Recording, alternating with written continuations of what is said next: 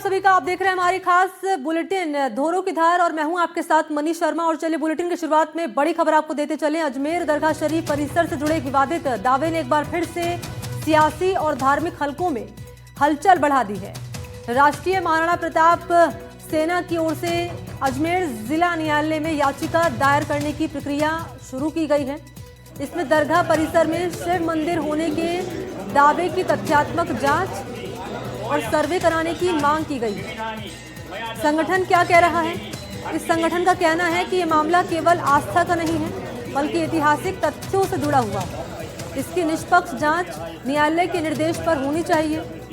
याचिका दायर किए जाने को लेकर शहर में अब चर्चा का माहौल बना हुआ है। याचिका दायर करने से पहले महाराणा प्रताप सेना के राष्ट्रीय अध्यक्ष डॉक्टर राज्यवर्धन सिंह राठौड़ अपने अधिवक्ताओं की टीम के साथ पुष्कर पहुंचे।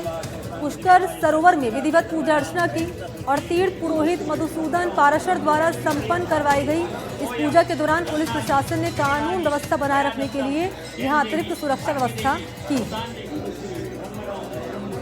याचिका के माध्यम से यहां अजमेर की कोर्ट से महाराणा प्रताप सेना के द्वारा राष्ट्रीय अध्यक्ष राज्यवर्धन सिंह परमार जी के द्वारा ये याचिका लगाई है। हम लोग उसमें लीगल रूप से कार्रवाई कर रहे हैं। जिस तरह से अयोध्या प्रभु श्री राम का 500 वर्ष लगे, लेकिन अब ये टाइम नहीं लगना चाहिए। सनातन धर्म की आस्था श्रद्धा का प्रतीक है और विश्वास का प्रतीक है।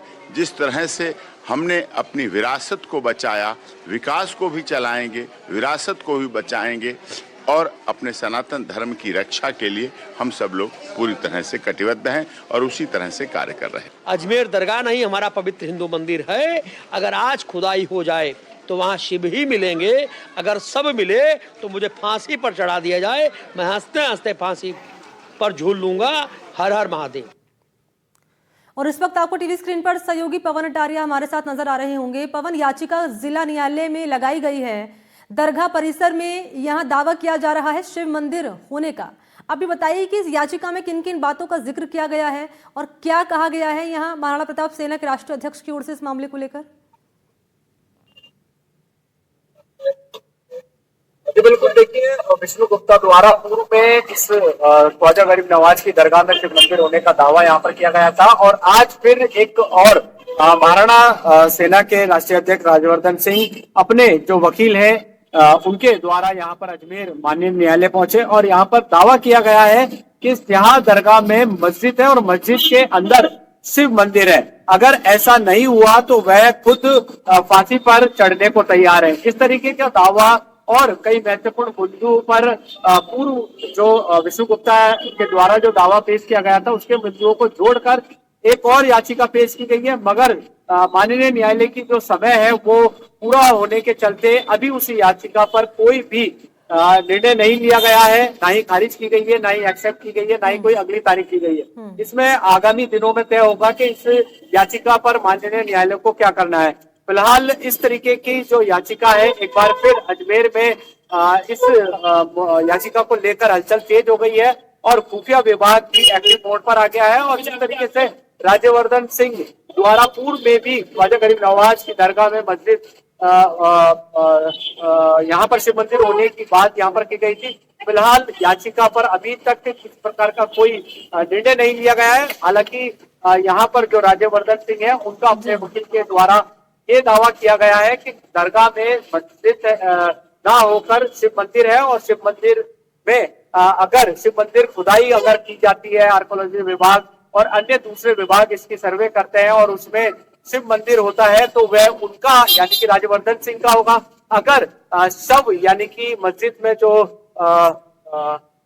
मजार होती है वो निकली तो वो उनकी होगी। तो इस तरीके का उन्होंने हवाला देते हुए आज याचिका कोर्ट में पेश की। हालांकि अभी तक उस याचिका पर कोई निर्णय नहीं हुआ है। अच्छा पवन, एक सवाल मेरा है कि ये जो दावा किया जा रहा है दरगाह परिसर के भीतर मंदिर होने का भगवान शिव का, इस दावे का आधार क्या है? जी बिल्कुल, देखिए पूर्व में जिस तरीके से विष्णु गुप्ता ने भी एक शारदा जो है पूर्व के यहाँ पर क्या कह सकते हैं इतिहासकार थे, उनकी एक किताब यहाँ पर छपी हुई है जिसका उल्लेख बहुत पुराना किया गया है और उस किताब में ये कहा गया है कि ख्वाजा गरीब नवाज की दरगाह में शिव मंदिर था और अजमेर की ही एक फैमिली वहां पर रोजाना पूजा अर्चना करती थी। और ये भी दावा किया गया है कि तारागढ़ पर जो हिंदू के जो निशान होते हैं, तांतिया वगैरह, वो यहाँ पर अभी भी छपे हैं। उनकी भी यहाँ पर जो है कुछ कलाकृतियां बनी हुई है। तो दरगाह में भी इस तरीके की कलाकृति है और शिव मंदिर होने का दावा किया गया है।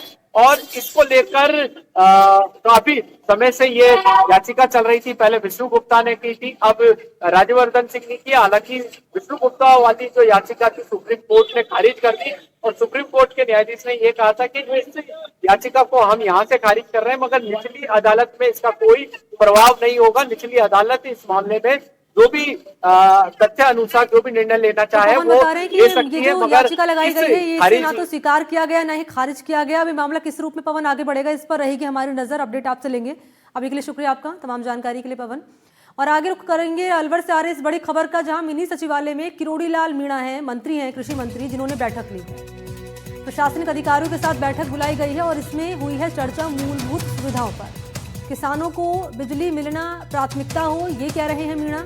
किसानों को समय पर बिजली मिले, और क्योंकि हम खबरें भी आप तक पहुंचाते रहे हैं, जब किसान हैं जो ये बातें उठाते रहे हैं, परेशानी उनकी जाहिर की गई है, जब सहयोगी हमारे मौके पर पहुंचे कि बिजली की किल्लत काफ़ी ज़्यादा है। और इसी बात का जिक्र किया गया इस बैठक में जो बुलाई गई मंत्री मीणा की ओर से कि जो परेशानी है इसको यहाँ इसका निस्तारण किया जाए। वहाँ दम घुट गया था। किसका घुट रहा है? मेरा दम तो नहीं घुट रहा। नहीं, उनका दम घुट रहा तो आपके छोड़ के आ रहे हैं तो दम कैसे घुटा? ये पूछ रहे हैं। थोड़ी देर बैठो। या तो उनसे लेना, मेरे को क्या पता उनका दम कैसे घुटा। और आगे बढ़ेंगे, बात करेंगे महत्वपूर्ण खबर की, और एक खबर है युवाओं से जुड़ी हुई। मुख्यमंत्री भजनलाल शर्मा ने प्रदेश के युवाओं के लिए 3 प्रमुख नीतियां हैं जिसका लोकार्पण किया है। मुख्यमंत्री ने पहली नीति है रोजगार नीति 2026, दूसरी है नवीन युवा नीति 2026 और तीसरी है मुख्यमंत्री युवा स्वरोजगार योजना, जिसकी विधिवत की है शुरुआत। नवीन युवा नीति 2026 युवाओं के समग्र विकास पर केंद्रित है, जबकि मुख्यमंत्री युवा स्वरोजगार योजना के तहत युवाओं को स्वयं का रोजगार शुरू करने के लिए आर्थिक और तकनीकी सहायता दी जाएगी। मुख्यमंत्री ने यह कहा है कि ये तीनों पहल प्रदेश के युवाओं को आत्मनिर्भर बनाने की दिशा में एक बड़ा कदम है। इससे राजस्थान के युवाओं को भविष्य में मजबूत आधार मिलेगा। आज का यह दिन बहुत ही महत्वपूर्ण दिन है। आज का यह दिन क्योंकि आज 12 जनवरी है और इसको हम युवा दिवस के रूप में मनाते हैं। और आज मैं युवा शक्ति को नमन करता हूं, उस शक्ति को जिसने कि हर युग में राष्ट्र की दिशा बदलने का काम किया। मित्रों, मैं कहना चाहता हूं कि 2047 विकसित भारत की कल्पना हमारे प्रधानमंत्री जी ने जिस तरह से की है, उसमें आप सभी युवाओं का बहुत बड़ा योगदान है। मेरे नौजवान भाइयों बहनों, हम 2 वर्ष पहले हमने शपथ ली थी और हम राजस्थान के अंदर हमारी सरकार बनी थी। हमने कहा कि युवाओं के सपने जो चूर चूर किए जा रहे हैं, हम उन सपनों को किसी भी तरह से सपनों को चूर चूर नहीं होने देंगे। हमने राजस्थान के युवा को योग्यता के अनुसार अवसर दिया है। हमने वादा किया था कि प्रदेश को गत सरकार के पेपर लीक के शराब से मुक्ति दिलाएंगे और मैं कह सकता हूं कि राजस्थान के अंदर 300 के लगभग भर्तियां हुई हैं, एक भी पेपर लीक नहीं हुआ है। यह भी मैं आपसे कहना चाहता हूं। तो यहां पर आपने सुना मुख्यमंत्री भजनलाल शर्मा को। खबरें आगे भी जारी रहेंगी, इस बीच एक छोटा सा ब्रेक।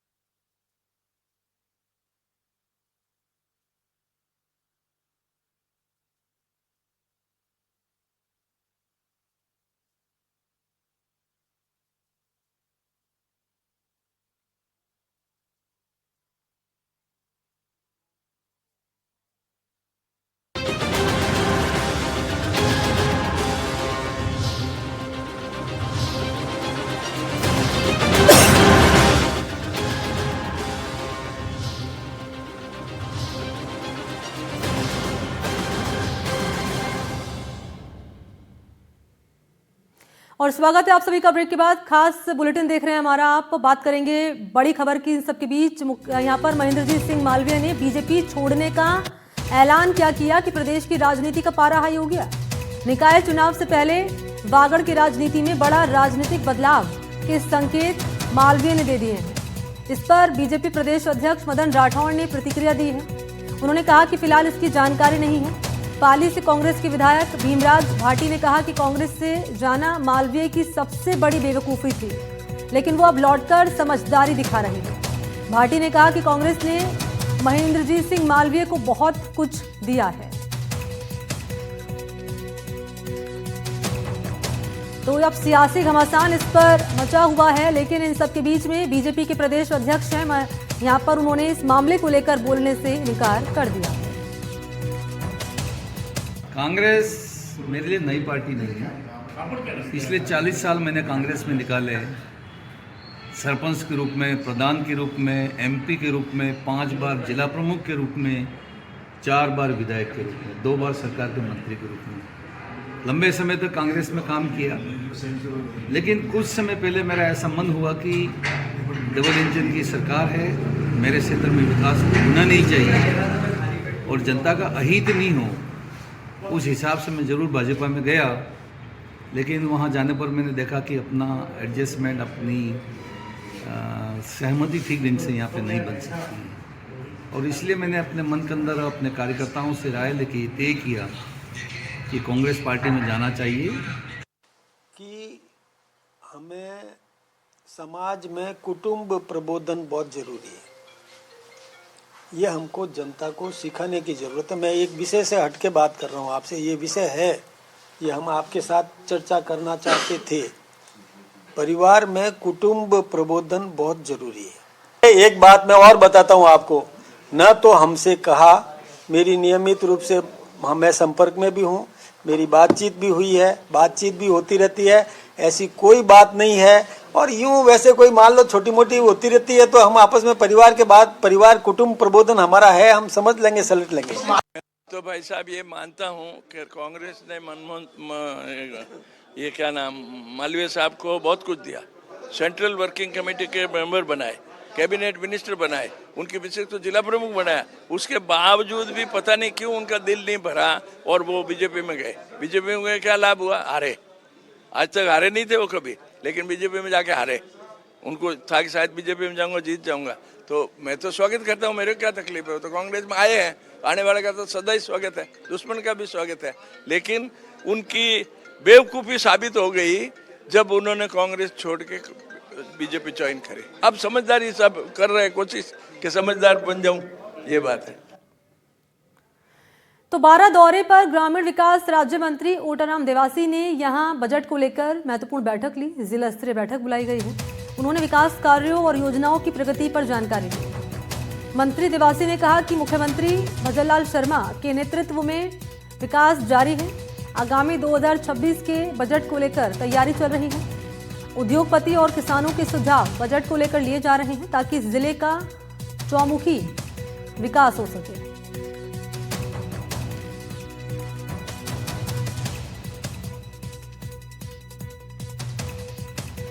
तो बजट को लेकर ये जिला स्तरीय बैठक बुलाई गई। मंत्री ओटाराम देवासी का दौरा रहा यहां और इन सब के बीच ये महत्वपूर्ण बैठक बुलाई गई है बजट को लेकर। और उन्होंने कहा है कि सीएम बजट से पहले तमाम वर्गों से राय ले रहे हैं, सुझाव ले रहे हैं।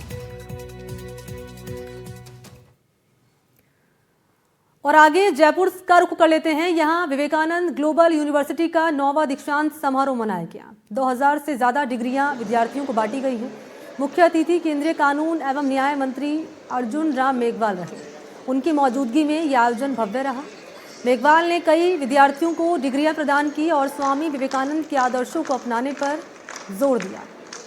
मंत्री मेघवाल ने कहा कि शिक्षा केवल डिग्री प्राप्त करने का माध्यम नहीं, बल्कि चरित्र निर्माण एवं राष्ट्र निर्माण का सबसे मजबूत आधार है। आज का युवा भारत की सबसे बड़ी शक्ति है। नवाचार, आत्मनिर्भरता और ईमानदारी से विकास में युवाओं को योगदान देना चाहिए। आज राष्ट्रीय युवा दिवस है और स्वामी विवेकानंद जी की जयंती भी है। इस अवसर पर जयपुर में विवेकानंद ग्लोबल यूनिवर्सिटी के जो छात्र जिनको डिग्रियां मिली आज, बहुत से ऐसे क्षेत्र हैं, जैसे कोई एक लड़की से मैंने पूछा तो उसने कहा मैंने थिएटर में डिग्री ली है। तो ऐसे विभिन्न क्षेत्रों में जिनको डिग्री मिली उनको सबको मेरी ओर से बहुत बहुत बधाई और शुभकामनाएं, क्योंकि यहाँ से डिग्री लेकर के फिर वो समाज सेवा में अपना श्रेष्ठ नागरिक बनने की दिशा में आगे कदम रखेंगे। तो एबल वो हो गए डिग्री लेने के बाद, लेकिन कैपेबल होने के लिए जो संस्कार यहाँ यूनिवर्सिटी में पढ़ते समय सीखे हैं उनको वो अपने जीवन में उतारेंगे तो निश्चित रूप से वो श्रेष्ठ नागरिक बनेंगे।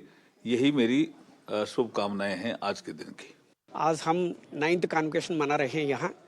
इस पर चीफ गेस्ट रहा है हमारा लॉ मिनिस्टर और parliamentary affairs minister Arjun Meghwal. उसने करीब 40 गोल्ड मेडल्स दिया और अराउंड 31 सिल्वर मेडल्स और 20 ब्रॉन्ज मेडल्स दिया है, और टोटल मेडल्स टैली है हमारे लिए 109 है। और हमने इस बार 1942 डिग्रीज दे रहे हैं और 41 PhDs भी दे रहे हैं। ये पहली बार ऐसा हुआ है कि हमारा बीच में करीब 850 गर्ल स्टूडेंट्स को डिग्रीज मिल रहा है और रिमेनिंग बॉय स्टूडेंट्स को मिल रहा है। हम इस यूनिवर्सिटी को विवेकानंद ग्लोबल यूनिवर्सिटी मना रहा है। और इसी के साथ हमारे खास बुलेटिन धोरो की धार में फिलहाल के लिए बस इतना ही। मुझे दीजिए इजाजत। नमस्कार।